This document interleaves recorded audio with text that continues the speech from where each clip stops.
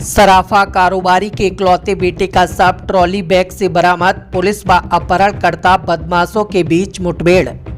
औरैया में थाना एरवा कटरा क्षेत्र के उमरैन के सराफा कारोबारी शकील अहमद के 12 वर्षीय इकलौते बेटे सुहान का बाइक सवार बदमाशों ने उस समय अपहरण कर लिया जब वह दोस्तों के साथ में क्रिकेट खेल रहा था। उसके घर न पहुंचने पर परिजन खोजबीन करने लगे, लेकिन पता नहीं चला। पुलिस ने 23-24 की रात मुकदमा दर्ज कर संदिग्धों को हिरासत में लिया। आपको बता दें, पुलिस ने बाहरी जनपदों को सूचना देकर टीमों के नेटवर्क से कार को बरामद करते हुए तलाशी में वाहन की डिग्गी में रखे बड़े बैग से बेटे का शव बरामद किया।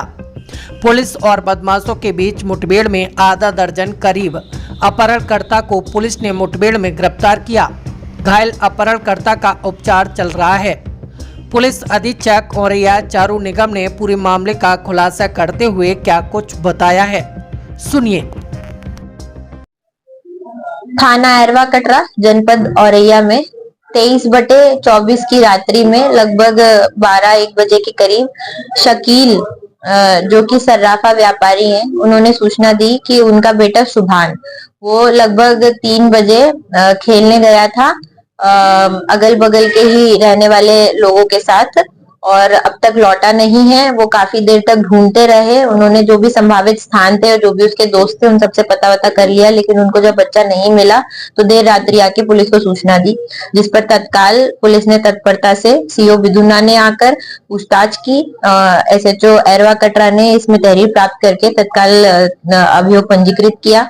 इसमें जो वादी से पूछताछ हुई उसमें उन लोगों ने जिनके साथ बच्चा खेलता था, क्रिकेट खेलता था, उनमें से एक मुख्य आरोपी रियाज सिद्दीकी उर्फ मुन्ना जो शकील के घर के पास ही रहते हैं, इस पर शक जताया कि ये बच्चे को क्रिकेट खेलने के बहाने से ले गया था और आजकल इसके साथ काफी दोस्ती बना रहा था। तो इसका और इसके साथ जो आखिरी में लड़के देखे गए थे उन सबको तलाशा गया। तलाशने पर जब नहीं मिले, उन सबके नंबर्स लिए, तत्काल रातों रात इन सबकी सीडीआर लोकेशन आदि देखी गई तो इन लोगों का मूवमेंट एरवा कटरा से बाहर जाते हुए देखा गया, जिस पर कई टीम्स गठित की गई। सर्वेलांस की भी 2 अलग अलग टीम्स गठित की गई।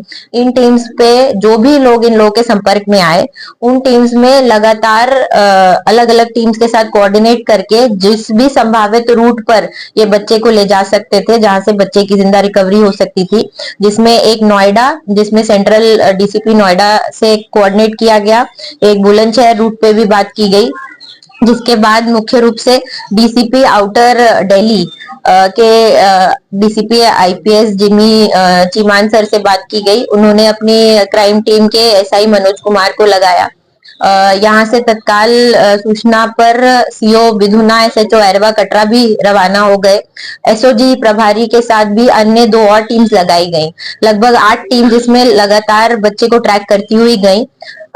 रात की सूचना के बाद शाम के करीब 5:30 बजे दिल्ली पुलिस के पास जो हमारी टीम पहुंची, उसको और दिल्ली पुलिस की टीम को संयुक्त रूप से पश्चिम बिहार के आसपास एक सूचना जो 0 इन करके हमने नंबर से एक अभियुक्त को ट्रेस किया। उस अभियुक्त को पकड़ा, उससे पूछताछ की मौके पे।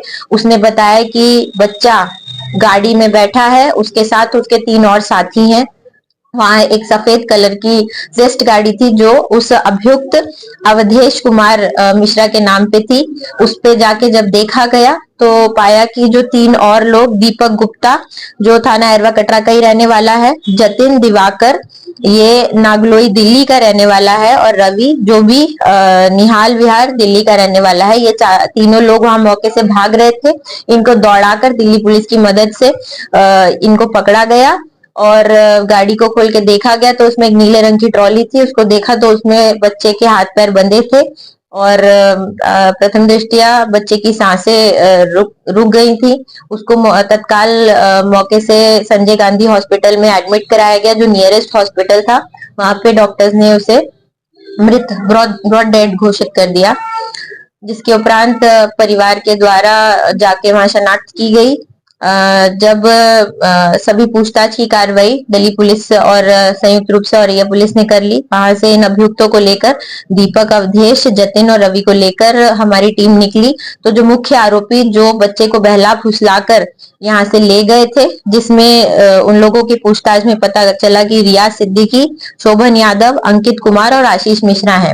इनसे जब रास्ते भर पूछताछ की गई तो उन्होंने बताया कि उन्होंने पहले से डिसाइड किया था कि अगर फिरौती मांगेंगे तो ये बच्चे को कहाँ लेकर आएंगे या फिर कहाँ पे पैसा कलेक्ट करेंगे।